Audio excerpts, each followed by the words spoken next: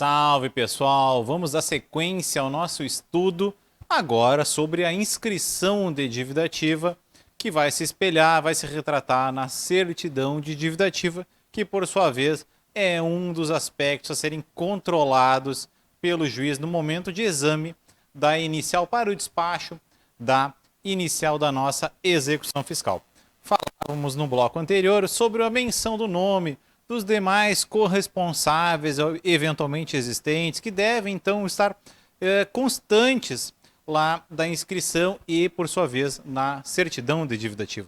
Mencionamos também com relação aos valores, qual é o débito originário, quais são os encargos que se assomam, que vêm agravar, que vêm aumentar o montante do crédito tributário e vêm, por sua vez, impactar lá no montante que é o objeto da nossa execução fiscal. Mas não paramos por aqui. São vários os elementos, vários os requisitos que a nossa lei das execuções fiscais estabelece. Em alguns aspectos, ela replica exigências do código que já estavam constantes lá no nosso código tributário. E vem agregando outras exigências com relação a outros créditos destituídos de natureza tributária, como nós conversamos. Então, vocês podem ver que lá no CTN nós também temos a exigência de menção do nome, eventuais corresponsáveis, né, domicílio e residência. Também a exigência da importância devida, maneira de calcular os juros de mora, né? E aí chegamos agora à própria exigência da fundamentação. Essa é uma das principais exigências que dizem respeito ao crédito tributário, que vai estar constante lá da nossa certidão no momento do controle da inicial. O juiz vai examinar esta inicial executiva instruída com a certidão, que por sua vez retrata a inscrição, e lá deve estar discriminada a origem, a natureza e o fundamento legal e também contratual. É um acréscimo da nossa lei de execuções com relação ao Código Tributário. Então, a origem, a natureza, o fundamento legal ou contratual da dívida. Vejam só, aqui no CTN nós temos a origem, a natureza do crédito, não é? Fundamentados em lei. Bom, eu vou olhar a certidão e lá vai estar constando que o Thiago deve um débito de quê? Do imposto de renda de pessoa física. Bom, então nós temos a origem do débito, que é um débito tributário decorrente de uma obrigação tributária decorrente, por sua vez, de uma imposição de lei que exige o pagamento do imposto de renda. É importante que haja esta menção da origem, porque realmente dificulta por demais a tarefa imposta ao contribuinte executado no momento do recebimento da citação, fazer um inventário, discriminar, periciar praticamente quais são os fundamentos legais para entender o que está sendo dele exigido. Em muitas situações diz lá contribuição. Gente, contribuição é uma infinidade de coisas. Existem inúmeras quase contribuições que podem ser executadas. Então é importante discriminar tanto quanto possível qual é a espécie de contribuição. Isso se complementa com este fundamento legal, no caso do tributário, ou contratual, quando é, por exemplo, um crédito cedido, não é? Um crédito contratual cedido pelo Banco do Brasil como gestor do crédito do agronegócio para a União. Mas, no mais, às vezes nós teremos um fundamento legal. Então, nós temos a origem, a natureza tributária, que vai se espelhar justamente, vai se retratar justamente pela natureza do imposto. É um crédito tributário, por sua vez, porque o imposto é uma das espécies tributárias, e o fundamento legal da dívida. Gente, aqui o fundamento legal não é apenas e tão somente com relação ao imposto.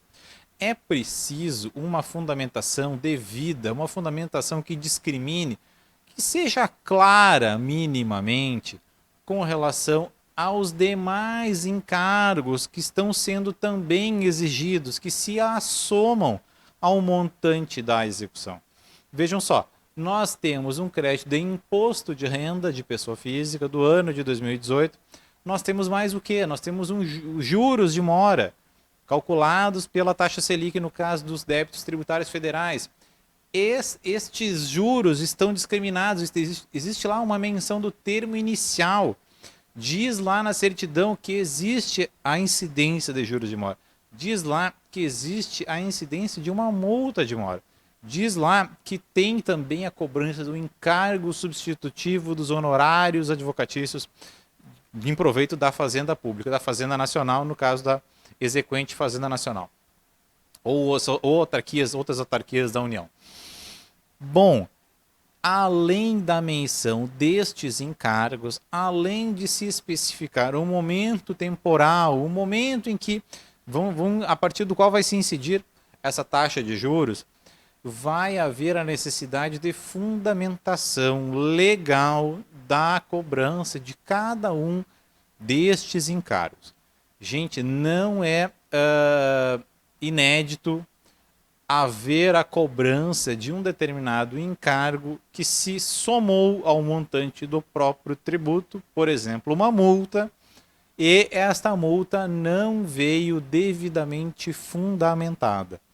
Ou seja, nós temos lá, o Thiago está devendo R$10.000 de imposto de renda de pessoa física do ano de 2018, corrigidos mediante a incidência da taxa Selic, a partir lá da data de vencimento, com o somatório de uma multa de mora, e não diz qual é a fundamentação. Existe lá a fundamentação da taxa Selic, Lei 9.250 de 95. No entanto, não tem a fundamentação da base. Qual é a base legal a partir da qual se está cobrando esta multa de mora? Portanto, nesta situação, existe uma nulidade, no mínimo uma nulidade parcial, tanto do termo quanto da certidão, e esta nulidade pode ser reconhecida, afinal de contas, é uma nulidade do próprio título executivo, e esta nulidade pode ser reconhecida, inclusive de ofício. Mesmo de ofício, o julgador pode proclamar esta nulidade do título, e esta certidão poderá eventualmente ser substituída, não é? A credora pode se utilizar daquela prerrogativa que nós falamos nos módulos anteriores, a prerrogativa da Fazenda Pública, substituir o título executivo e, entre aspas, salvar a execução até a decisão de primeira instância, que se entende como a decisão dos embargos, porque no bojo da execução, na própria execução, não é o ambiente para uma decisão de mérito com relação à exigência do crédito tributário. Tudo isso nós vamos falar, nós vamos conversar a esse respeito quando tratarmos das vias de defesa. Bom, então a credora pode, diante desta nulidade, no mínimo parcial do título, pode substituir esse título, ofertando ao juízo uma certidão devidamente retificada, uma vez que a inscrição também seja regular, uma vez que não haja uma contaminação em cadeia, uma vez que a inscrição não venha inquinada de uma nulidade também por descumprimento de algum determinado requisito. Vejam só que todos estes requisitos, tanto de acordo com o CTN pelo 202, tanto de acordo com a Lei 6830, nós estamos tratando de requisitos do termo de inscrição. Todos esses requisitos são requisitos do termo de inscrição. Se a certidão não apresenta a fundamentação legal de um determinado aspecto do crédito tributário, eventualmente este fundamento não está constante lá da inscrição. E aí, nesta parte, a inscrição também seria nula. ou, eventualmente, a própria certidão, apenas a própria certidão contém esta nulidade parcial, ela apresenta esta deficiência, mas a fundamentação está corretamente indicada, constante, do termo de inscrição da dívida em dívida ativa. Bom, este fundamento legal é um aspecto muito importante, é realmente frequente no nosso cotidiano, é, por incrível que pareça, presente o acolhimento de algumas exceções para que a certidão seja substituída com a devida retificação com relação a fundamentos da exigência. Existe, para além dessas observações, existem também outras problemáticas, outras críticas, por quanto a fundamentação legal, em muitas situações, exige, como eu comentei, uma certa perícia jurídica, não é? Para verificar, perícia aqui é um certo exagero aqui que eu me utilizo, mas existe algumas situações que realmente dificultam o conhecimento do executado a respeito do que está e com base no que está sendo cobrado. Porquanto, se a certidão multiplica hipóteses de incidência legal de diferentes épocas, de diferentes momentos, que não incidem, não é, pela sucessão das leis no tempo, naquele débito vinculado a um determinado fator gerador posicionado no tempo, entre determinadas datas. Vejam só, existem leis que incidem naquele fato gerador para a constituição daquele crédito, e não leis mais antigas ou mais modernas, via de regra. Existem situações de leis mais modernas podem se aplicar para a Constituição, para a apuração, leis instrumentais. Não é o caso aqui. O que eu falo é a própria fundamentação daquele encargo, daquele tributo, por exemplo. Então, não adianta a credora instruir a certidão com fundamentações legais que vêm lá de 1977, fundamentos da década de 80, se o fato gerador diz respeito a débitos agora de 2018. Essas fundamentações são impertinentes, uma vez que as leis foram sucedidas, houve inovações no ordenamento, houve uma nova base legal, existe um novo fundamento, um fundamento que é vigente, que vigorou sobre aqueles fatos geradores, impondo aquele percentual da multa.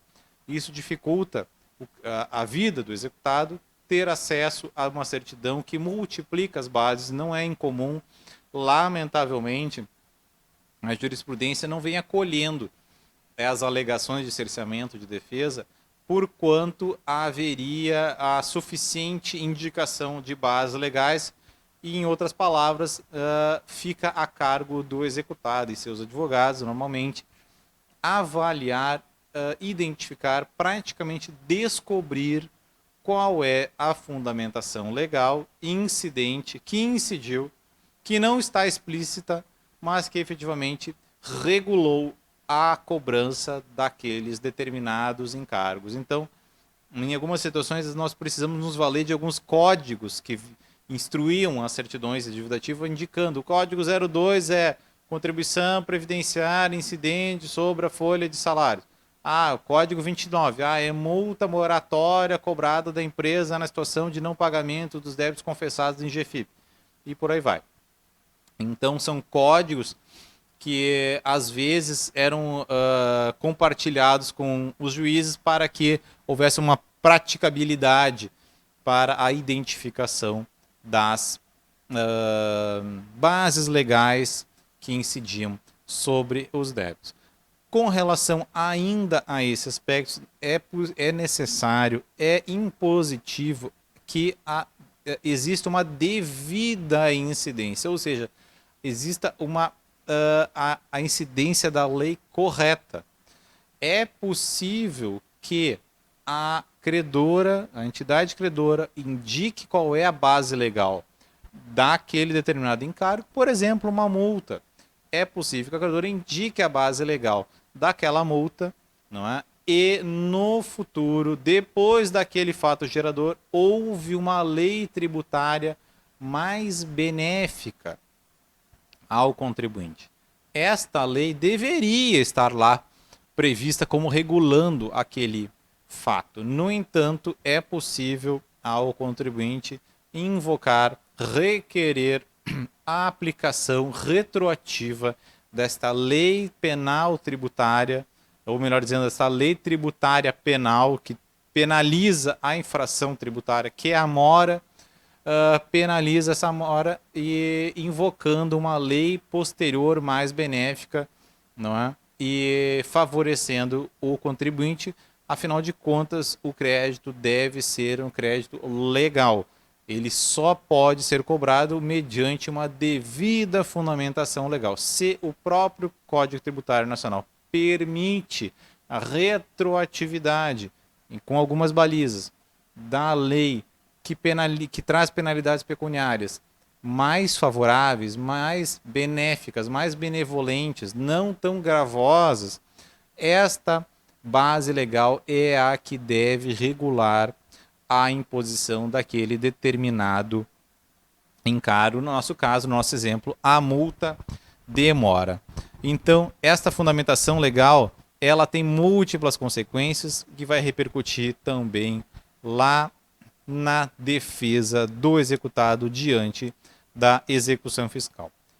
Em âmbito federal, o próximo inciso, do inciso 4º do artigo 2º da Lei 6830, que é a nossa Lei de Execuções Fiscais, o inciso 4º nos exige a indicação se a dívida está sujeita à atualização monetária.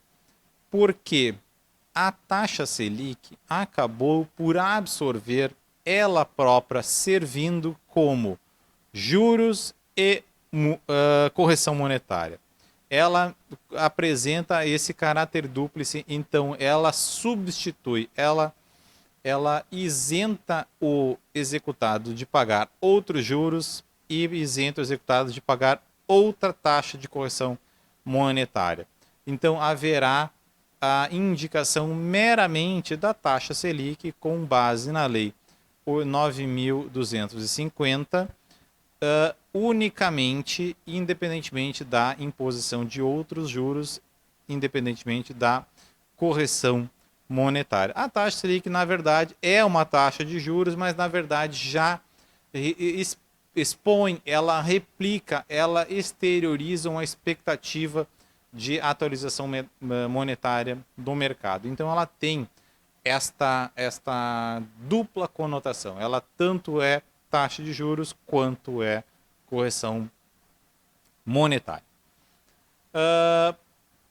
Nos encaminhando para os finalmente da inscrição, nós temos a necessidade da indicação do número da inscrição no registro da dívida ativa e a data. A data é um fato bastante interessante, um elemento bastante importante, uma vez que, como conversamos, a data da inscrição do crédito em dívida ativa acabará por vincular, por cristalizar o princípio da responsabilidade patrimonial do nosso contribuinte, do nosso devedor, do nosso executado. Então nós vamos sempre olhar lá a data da inscrição para percebermos se a alienação foi antes ou posterior à inscrição do crédito em dívida ativa. Outro elemento de fundamental importância, para além de meramente o número da inscrição, é a própria existência do número do processo administrativo ou do auto de infração, não é? Qualquer desses elementos, né, ambiente em que apurado o valor da dívida. Ou seja, estas informações, como nós conversamos, permite que o executado, tendo referência ao número do processo administrativo, se dirija à administração tributária e consulte os registros da administração tributária requerendo uma certidão ou requerendo uma cópia do processo administrativo. Hoje funciona praticamente, ele leva lá um pendrive e é copiado o processo administrativo para o seu pendrive. Então, mediante a cópia do, ou melhor dizendo, mediante a indicação do número do processo administrativo ou do auto de infração que dá origem, que dispara o percurso do processo administrativo, vai haver impugnação, vai haver recursos e tudo mais, mas com esta numeração facilita para o contribuinte ter acesso à documentação, uma vez que esses elementos não são obrigatoriamente ofertados, anexados com a inicial da execução fiscal. Então, é um outro elemento bastante importante e vejam só, isso tem uma relevância muito grande lá para o momento da defesa. Nós vamos falar mais disso, mas eu queria semear aqui a sementinha da defesa, porque acontece em algumas situações que o processo administrativo, o expediente deste processo administrativo, ou se extraviou, é raro, é verdade, mas se extraviou, ou não foi localizado, ou pior do que isso, não existe. Mas, Thiago, como assim não existe um processo administrativo, um devido processo administrativo para a apuração do crédito tributário? Como assim não houve um lançamento? Realmente, é inusitado, no entanto, não é totalmente inédito. Há situações em que o processo administrativo foi perdido pela administração ou não se encontrou nas dependências da administração, e isso impediu, vejam só, impediu o contribuinte de ter acesso à íntegra da documentação, que é a documentação que comprova a rigidez do lançamento, que comprova a validade, que é, enfim, sem a documentação nós não teremos elementos para avaliar, por exemplo, em sede de embargo de devedor, avaliar a correção desse procedimento. Ou seja, a presunção de liquidez e certeza ela é relativa, ela pode ser abalada através de uma das ações de defesa, das medidas de defesa a serem manejadas pelo executado, e essas vias de defesa não dispensam a consulta dos elementos do processo administrativo. Muito embora não seja necessário se juntar cópia do processo com a inicial executiva, essa documentação deve efetivamente existir para consulta por qualquer das partes interessadas, ou pelo juízo, assim requerendo com base no artigo 39 da Lei de Execuções. Se não houver estes elementos, acaba havendo a própria nulidade da certidão de dívida ativa. Isso na situação em que o processo não é localizado. E se o processo não existiu, se o processo não foi providenciado, se o lançamento ocorreu de uma forma extravagante do exigido pelo Código Tributário Nacional, né, o tributo ele tem que ser cobrado através de uma devida, de um devido procedimento, uma atividade administrativa plenamente vinculada, através de um devido procedimento administrativo. Este procedimento não dispensa, por exemplo, o lançamento. Este procedimento, por exemplo, não dispensa que o contribuinte seja notificado sobre a existência desse débito, sobre a fundamentação desse débito, sobre o valor desse débito, sobre o que se assomou a esse débito, sobre o momento em que ele é exigível, o momento em que ele passou a ser corrigido ou passou a se expor à incidência daqueles encargos. E então, por incrível que pareça, existem situações em que o crédito ele é posto em execução independentemente da ocorrência de um devido processo administrativo prévio, e na inexistência deste processo administrativo nós já falamos que a inscrição ela goza da presunção de legitimidade, de veracidade, de liquidez, certeza, exigibilidade. A inscrição, para gozar de todos esses requisitos, ela deve ser regular, ou seja, a matéria submetida à inscrição, o crédito submetido à inscrição deve ser um crédito regular devidamente apurado. Se não foi realizado, por exemplo, o lançamento pela inexistência da notificação do contribuinte com relação a essas exigências de informações com relação a essas exigências do próprio crédito, seus encargos, o momento a partir do qual é devido, qual é a fundamentação, quais são os encargos, os seus devidos fundamentos, a partir de quando.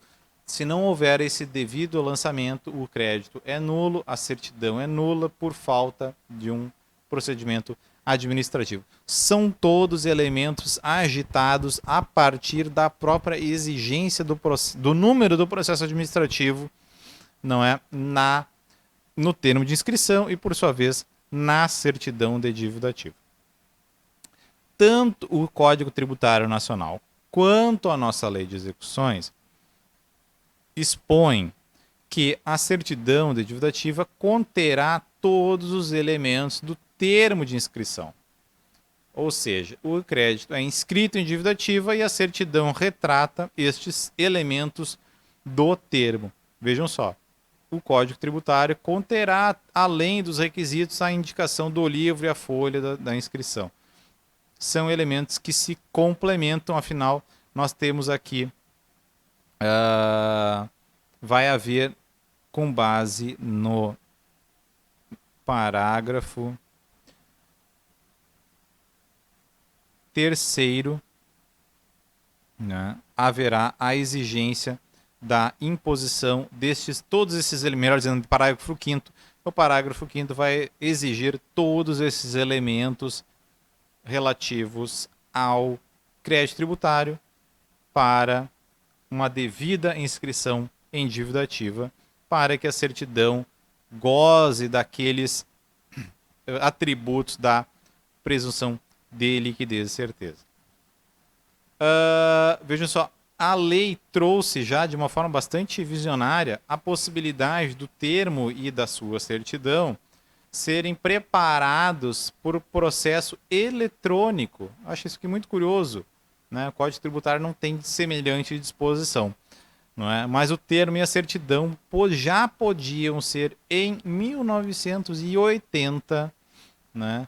Tantos anos, né? Mais de 40 anos, esses dois documentos já podiam ser preparados de forma manual, mecânica ou de forma eletrônica. O parágrafo 4º, já comentamos, já diz que a certidão poderá ser emendada ou substituída, né, se houver alguma irregularidade. Isso é muito marcante porque permite, como comentamos, a possibilidade da execução ser salva, não é? Quando houver uma irregularidade, uma deficiência e a certidão venha a ser suprida, não é?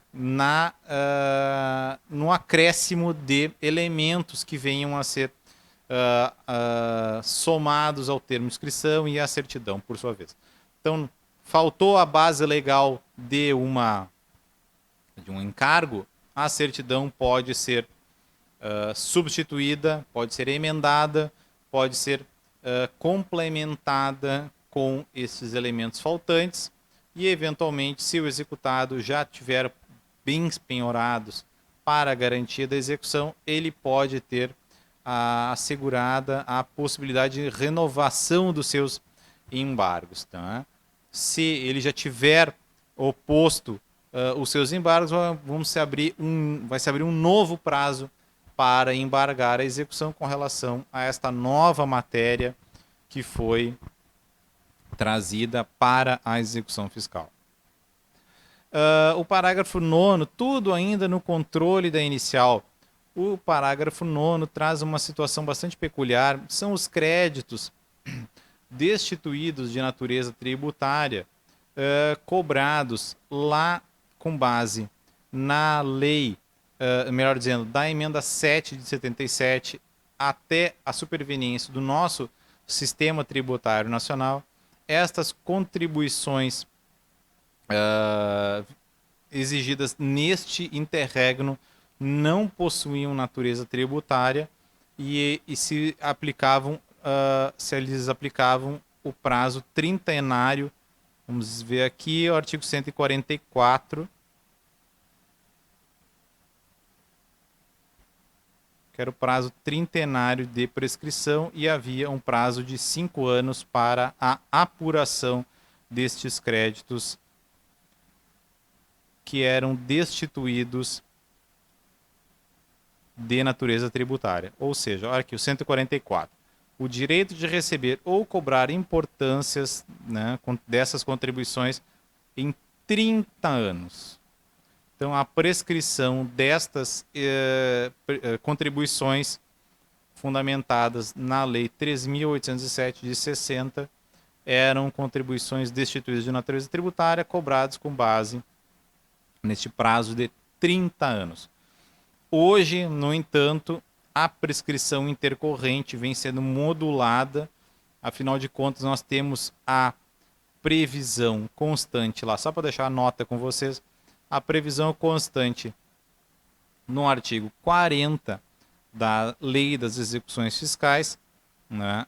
O parágrafo 4º diz que se da decisão que ordenar o arquivamento tiver decorrido o prazo prescricional, o juiz, depois de ouvida a Fazenda Pública, poderá de ofício reconhecer a prescrição intercorrente. A jurisprudência vem conferindo uma interpretação que harmoniza esses dispositivos, tanto da Lei de Execuções quanto do CTN, para reconhecer a aplicabilidade de um prazo prescricional de 5 anos para a prescrição intercorrente, também com relação a estas prescrições, isso a partir de 2004.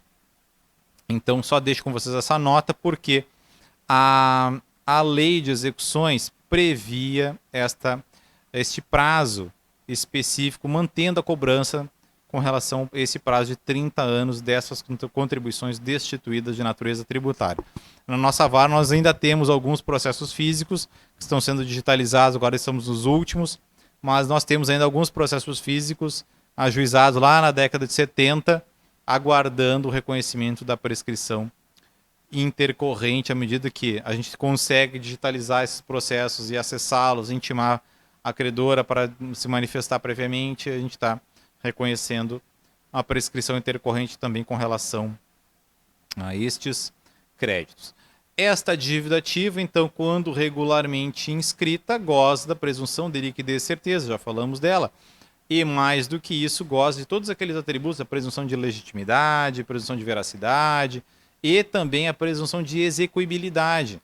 Ou seja, nós temos a presunção de que esta certidão de dívida ativa não só retrata um crédito que é exigível, mas que é execuível, que nós podemos realmente promover uma execução fiscal com base nele. Aqui também mais uma sementinha com relação à defesa. Esta presunção é uma presunção, como falamos, relativa, que pode ser abalada, pode ser afastada pelo executado, normalmente pelo executado, ou até mesmo por terceiro, quem aproveite, no caso um sucessor, por exemplo, pode ser ilidida por prova inequívoca. Então, o parágrafo 3º permite que o executado promova uma prova inequívoca, ou seja, ele vai instruir a sua defesa, por exemplo, em exceção de pré-executividade, comprovando de forma inequívoca, com documentos pré-existentes, com documentos pré-produzidos, já pré-constituídos, demonstrando, por exemplo, que aqueles créditos que estão sendo executados já foram pagos. Ele vai apontar documentos que comprovam o pagamento do crédito. Ou vai apontar uma outra causa. Por exemplo, este crédito foi parcelado e o parcelamento retira a exigibilidade do crédito. Esta presunção de exigibilidade ela é relativa. Ele pode comprovar, senhor juiz, eu promovi o parcelamento deste crédito que está sendo executado mesmo antes do ajuizamento. Vejam só, se ele comprovar que ele já tinha parcelado o seu crédito, a sua dívida, melhor dizendo, mesmo antes do parcelamento, o crédito está destituído de sua exigibilidade. E isso impede a propositura da execução fiscal, impede a execução, impede a busca deste crédito de forma coativa. Daí se dizer que, através de uma prova sólida, pré-constituída, que já é pronta, o executado demonstra documentalmente que aquele crédito é inexigível, que está suspensa a exigibilidade e o destino desta execução é a extinção. Não é a suspensão, é a extinção, uma vez que a certidão está destituída de sua execuibilidade. Nós não podemos executar essa certidão porque o crédito está suspenso, ele não é exigível. Então, nós teremos a extinção da execução fiscal quando a suspensão da exigibilidade é anterior à propositura. Na situação em que a execução é proposta e posteriormente, que é o mais das vezes, é o mais frequente, é o mais comum, depois do ajuizamento, o executado recebendo a carta de citação, é o que mais acontece, ele recebe a carta de citação e aí se lembra de promover alguma medida que possa satisfazer o seu credor fiscal. Ele vai lá, em vez de fazer o pagamento, por exemplo, não tem recursos bastante ou não tem liquidez para fazer esse pagamento em espécie, ele promove, ele requer, ele se utiliza de algum benefício fiscal ofertado pela Fazenda Pública, se utiliza, por exemplo, do parcelamento e requer o parcelamento desse crédito, uma vez deferido o parcelamento e uma vez pagas as parcelas, né, enquanto devidamente pagas as parcelas, haverá uma causa de suspensão da exigibilidade do crédito, assim prevista pelo artigo 151 do Código Tributário Nacional e, portanto, haverá a necessidade de suspensão da execução fiscal. Isso o parcelamento não determina, o parcelamento posterior à propositura, o parcelamento posterior à propositura não determina a extinção da execução fiscal. Ele não impõe a extinção da execução fiscal. E ele, mais do que isso, no meu exemplo, o Tiago é citado, se recorda que deve tomar alguma atitude lá diante da Fazenda Pública e vai lá, promove o parcelamento. Só que ele já tinha uma penhora realizada contra si. Se já tem uma penhora realizada na execução fiscal, o posterior parcelamento, todas as leis de parcelamento, e inclusive as leis de transação, todos esses diplomas que viabilizam parcelamentos com vantagens extraordinárias, com benefícios bastante benéficos, agora refreou um pouquinho, mas havia a oferta desses renovação de refis, cada pouco um novo refis permitindo parcelamentos. Nenhuma dessas situações, em nenhuma desses diplomas havia dispensa das garantias já estabelecidas. Isso quer dizer o seguinte: se eu sou citado, se eu tenho bens penhorados, o posterior parcelamento implica apenas a suspensão dos atos expropriatórios. Não haverá nem a extinção da execução fiscal, não haverá nem a dispensa da penhora, não vai haver a desconstituição da penhora, eu permanecerei, eu executado, que tenho bem penhorado e tenho parcelamento vigente, eu vou permanecer com o meu patrimônio penhorado ao longo de todo o parcelamento.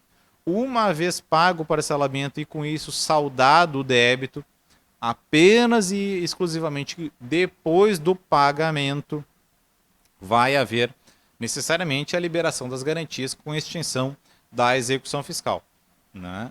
Ou se for rescindido o parcelamento por inadimplemento, por exemplo, não paguei todas as parcelas, lá pelas tantas, não paguei todas as parcelas e foi retomada a exigibilidade. Vai se recobrar a exigibilidade do crédito, vai se retomar o curso da execução, promovendo-se, por exemplo, a realização de um leilão. Vou fazer um leilão com relação a este bem penhorado para recuperar o saldo não pago no parcelamento. Então, o parcelamento implica apenas a suspensão dos atos expropriatórios enquanto perdurar, enquanto vigente o acordo de parcelamento, porque nessa situação haverá a suspensão, a presença de uma causa de suspensão da exigibilidade do crédito tributário perseguido na execução fiscal. Então veja, são todos esses elementos que são conhecíveis através da certidão da dívida ativa, com elementos que são ofertados ao juiz da execução pelo próprio contato com a certidão de dívida ativa e, no entanto, haverá múltiplas formas, múltiplas hipóteses, inclusive algumas com bastante viabilidade e êxito, para que o contribuinte exercite sua defesa, demonstre ao juiz, inclusive em sede de exceção de pré-executividade, demonstrando uma ocorrência, demonstrando um fato, apontando um documento pré-constituído que abale essas presunções tanto de legalidade, de legitimidade, liquidez e certeza e execuibilidade do crédito tributário. Certo? Terminamos por aqui este módulo. Acompanhe os demais para mergulharmos um pouquinho mais ainda no controle da inicial e dos atos da execução fiscal. Muito obrigado.